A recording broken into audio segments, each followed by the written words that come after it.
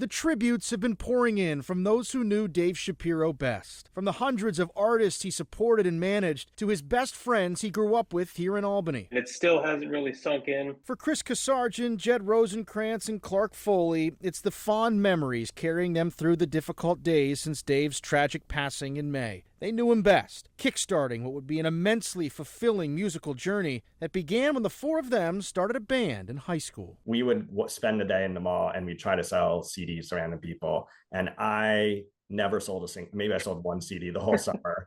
Chris sold, I think, maybe like 5 the whole summer. That was for Clark. Every day, Dave Shapiro would sell like 20 to 30 per day to just complete strangers. The band was Visual Reason, and largely because of Dave, they sold thousands of their records out of the trunk of their car. You knew at that age that whatever he wanted to be, put his mind to, he'd be successful at it. And he would be. After Jed left the band to attend college, Dave, Chris, and Clark ventured on. So Count the Stars was actually taken from a song title that Visual Reason had. So that was kind of our homage to where we had come from. And it took them recording only 2 songs to get them signed to their first record deal. Huge tours and a debut album followed. The boys were living out their dreams, recalling how it was Dave who positioned them perfectly into doing so. Every show we played, every tour we got as an opportunity, and Dave was meticulous and methodical and excellent at this, and he was just a natural networker. Count the Stars would eventually end their run in the early 2000s, but the music didn't stop for Dave.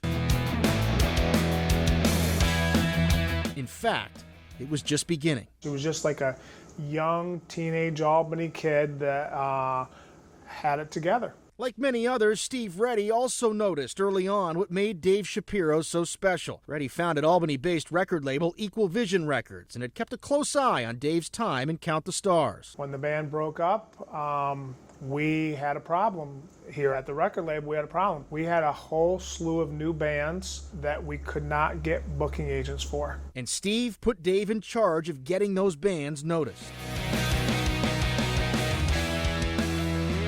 I thought, like, hey, here's a guy, I think he can do this. And he proved way more than adequate at doing it.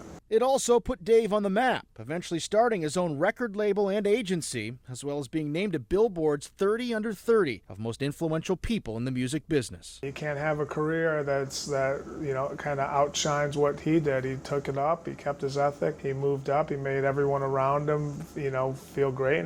Shapiro is a Capital Region native and a graduate of Bethlehem High School.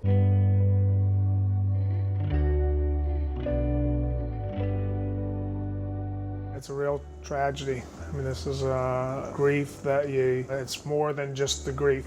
It's the rest of your work without him. Whatever he did, he went full throttle. And he fell in love with a job that didn't feel like a job. And that was helping bands achieve greater success.